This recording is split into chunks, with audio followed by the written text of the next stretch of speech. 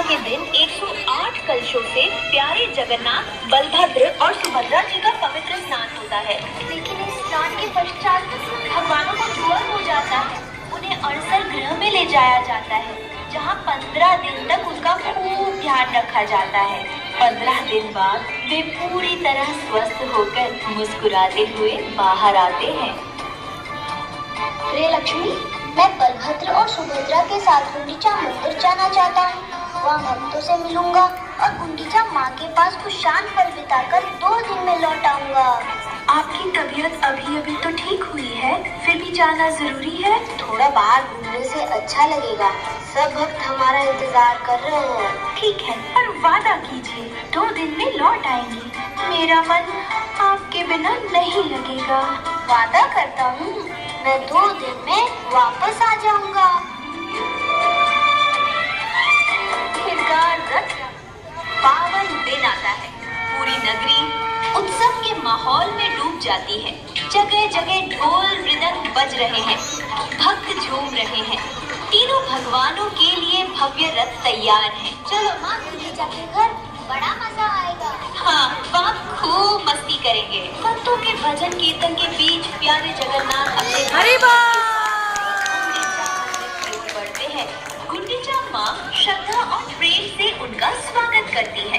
वो रसोई में बैठकर अपने हाथों से खीर, लड्डू और दिव्य व्यंजन बनाती है और स्नेह पूर्वक उन्हें स्वादिष्ट भोजन कराती है। तीनों भाई बहन बड़े आराम और मस्ती से माँ गुंडीचा के मंदिर में रहने लगते हैं।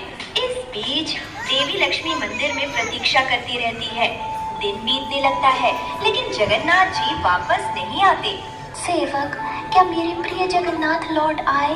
कोई समाचार आया क्या? क्षमा करे देवी, अभी तक कोई समाचार नहीं है। 2 दिन बीत जाते हैं, फिर 3, 4, 5वां दिन भी आ जाता है। लक्ष्मी जी का धैर्य टूटने लगता है। 2 दिन कहकर गए थे और अब 5 दिन हो गए, फिर भी नहीं लौटे। क्या उनके वचनों का कोई मूल्य नहीं है? मैं यहाँ उनकी प्रतीक्षा में बैठी हूँ। क्या मेरी कोई अहमियत नहीं है? अब बहुत हो गया, अब मुझे स्वयं ही जाना होगा। आज मैं उन्हें बताऊंगी कि वादा करके उसे न निभाने से क्या होता है। सेवकों, मेरी पालकी तुरंत सजाओ। सब मेरे साथ चलने की तैयारी करो। हमें अभी गुंडीचा मंदिर जाना है। देवी लक्ष्मी के आदेश से महल में हलचल मच जाती है। उनकी रेशमी पालकी सजाई जाती है। पुजारी और सेवक दल ढोल नगाड़ों के साथ लक्ष्मी जी के साथ चल पड़ते हैं। लक्ष्मी जी पूरे राजसी ठाट बाट के साथ गुंडीचा मंदिर की ओर प्रस्थान करते हैं। नगर भर में ये चर्चा फैल जाती है कि माता लक्ष्मी क्रोधित होकर स्वयं भगवान को लेने जा रही हैं। सभी सहमे हुए हैं कि आगे क्या होगा। माता लक्ष्मी गुंडीचा मंदिर की ओर आ रही है और बहुत क्रोधित है। ओह, मैं तो वादा ही भूल गया। अब तो वे अवश्य नाराज होंगी। क्या करूं? उनसे कैसे मिलूं? कहीं क्रोध में लक्ष्मी मुझे कोई श्राप न दे दे।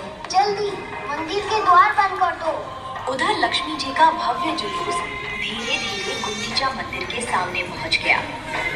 लक्ष्मी जी पालकी से उतरी और प्रवेश द्वार की ओर बढ़ने लगी। तभी भयभीत सेवकों ने घबराकर तुरंत मुख्य द्वार बंद कर लिया। ये देखकर लक्ष्मी जी का क्रोध चरम पर पहुंच गया।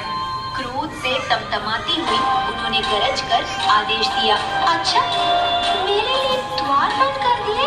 यदि मेरे लिए मंदिर का दरवाजा बंद है, तो फिर उनके लिए भी वापसी का मार्ग बंद हो जाएगा। देखो, ये रहा मेरे स्वामी का रत्ननंदी घोष, इसे तुरंत तोड़ डालो।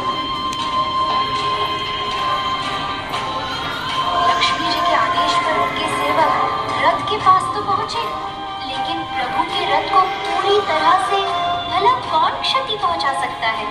उन्होंने बस उसे जरा सा हिलाया डुलाया, फिर भी कुछ सजावटी हिस्से टूटकर नीचे गिर पड़े। तभी जगन्नाथ जी के सेवक उन्हें रोकने आए और दोनों ओर से हल्की फुल्की धक्का मुक्की होने लगी। रथ को हल्का सा नुकसान पहुंचाने के बाद लक्ष्मी जी उदास मन से लौट चली, लेकिन वो मुख्य मार्ग से नहीं लौटी, बल्कि एक गुप्त गली से होकर गई, जिसे हेरा कोहिरी गली कहा जाता है। उड़िया भाषा में हेरा का अर्थ है देखना। कहा जाता बताता है कि रथ यात्रा के 5वें दिन माता लक्ष्मी अपने प्रभु जगन्नाथ के दर्शन हेतु यहाँ आई। इसी स्मृति में इस दिन को हेरा पंचमी कहा जाता है। लक्ष्मी जी लौट तो गई, पर कभी भी आसानी से जगन्नाथ जी को क्षमा कर दी। वापसी की तैयारियां शुरू हो गई। आ गया 9वां दिन, बहुड़ा यात्रा यानी भगवान की वापसी की यात्रा। प्यारे जगन्नाथ, बलभद्र और सुभद्रा जी गुंडीचा माँ से विदा लेकर अपने घर श्री मंदिर की ओर लौटने लगे। पूरी नगरी में खुशी की लहर दौड़ पड़ी। जब तीनों रथ श्री मंदिर लौट रहे थे तो बीच रास्ते में एक विशेष पड़ाव आया, मौसी माँ का मंदिर। मौसी माँ ने उनके लिए बड़े प्रेम से फोड़ मीठा तैयार किया था, जो उड़ीसा की प्रसिद्ध मिठाई है। हर वर्ष की तरह तीनों ने स्नेह पूर्वक मौसी माँ के हाथ का बना फोड़ मीठा चखा। इसके बाद उन्होंने आदर पूर्वक मौसी माँ से विदा ली और रथ पुनः श्री मंदिर की ओर बढ़ चला। बावड़ा यात्रा में एक और रोचक पड़ाव आता है। बलभद्र जी और सुभद्रा मैया के रथ तो सीधे सिंह द्वार तक पहुंच जाते हैं, पर प्यारे जगन्नाथ जी का रथ कुछ देर के लिए गजपति महाराज के महल के सामने रुकता है। शुभ समाचार, आपके प्रिय स्वामी लौट रहे हैं। जगन्नाथ जी का रथ रास्ते में दिख चुका है। क्या मेरे प्यारे जगन्नाथ लौट रहे हैं? शुभ समाचार सुनते ही लक्ष्मी जी का क्रोध एक पल में पिघल जाता है। वह तुरंत श्री मंदिर से बाहर निकल आती है और सामने जहानी मंडप में आकर खड़ी हो जाती हैं, जहां से दूर सड़क पर अपने प्यारे जगन्नाथ जी के रथ को आते हुए देखती हैं। फिर लक्ष्मी जी रसोई घर के रास्ते पीछे की ओर से होती हुई भेंट मंडप पहुंचती हैं। 9 दिन बाद आखिर उन्हें अपने स्वामी के दर्शन होते हैं। इस शुभ मिलन को लक्ष्मी नारायण भेंट कहा जाता है। जगन्नाथ जी अपनी विशेष फूलों की माला लक्ष्मी जी को अर्पित करते हैं। देवी लक्ष्मी श्रद्धा से रथ की परिक्रमा का दर्शन करती हैं। दर्शन के पश्चात वे प्रसन्न मन से श्री मंदिर लौट जाती हैं। उनका क्रोध भले ही शांत हो गया हो, पर क्या वे सचमुच जगन्नाथ जी को इतनी आसानी से माफ कर देंगी? वो तो आगे पता चलेगा। थोड़ी ही देर में नंदी घोष रथ भी श्री मंदिर के सिंह द्वार पर पहुंचता है। नीलाद्रि विजय के दिन तीनों देवताओं के श्री मंदिर में प्रवेश की भव्य तैयारी होती है। बलभद्र जी और सुभद्रा मैया तो सीधे मंदिर में प्रवेश कर जाते हैं, लेकिन प्यारे जगन्नाथ जी बाहर ही रुक जाते हैं, क्योंकि देवी लक्ष्मी के आदेश से उनके लिए मंदिर के द्वार बंद कर दिए जाते हैं। जगन्नाथ जी के सेवक भी द्वार के बाहर से देवी लक्ष्मी से क्षमा याचना करते हैं, लेकिन लक्ष्मी जी अभी भी मन ही मन थोड़ी नाराज हैं। उन्होंने इतने दिनों तक अकेले जो इंतजार किया, उसका शिकवा तो बनता है।